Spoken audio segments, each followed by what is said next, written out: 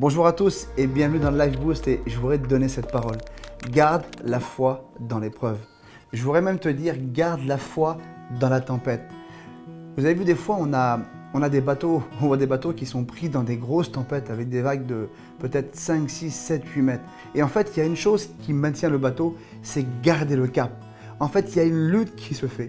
Parce qu'ils savent que si jamais ils arrêtent de lutter, alors la tempête va les emporter. Et bien, je voudrais te dire que la foi est l'encre qui te maintient dans la tempête. Je voudrais te dire que la foi est l'encre qui te maintient à flot. C'est le plus beau cadeau que Dieu ait fait à l'homme, la possibilité de croire. La Bible nous dit que Dieu déjà a départi une mesure de foi dans chaque homme, chaque être humain. Alors je voudrais te dire, quelle qu'elle soit l'épreuve que tu es en train de passer, garde cette foi bien orientée en Dieu, ne lâche pas parce que sinon c'est la tempête qui va t'engouffrer, c'est la tempête qui va t'avaler. Et aujourd'hui tu as reçu la possibilité de rester à flot, de lutter. Oui, à travers cette tempête, je crois que si tu gardes la foi, tu vas briller.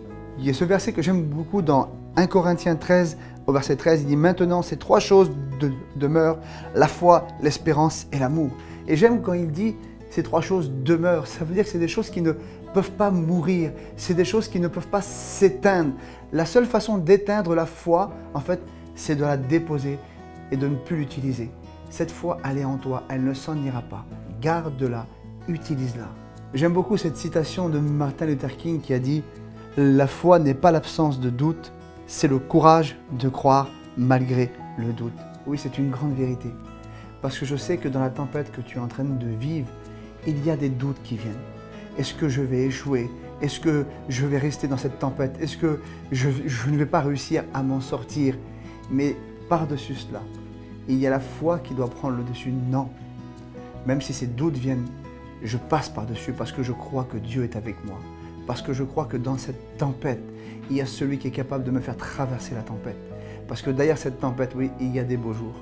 Derrière cette tempête, oui, il y a quelque chose pour ma vie. Dieu a préparé un avenir rempli d'espérance, rempli de joie. Alors, je t'invite vraiment à garder la foi avec le Seigneur.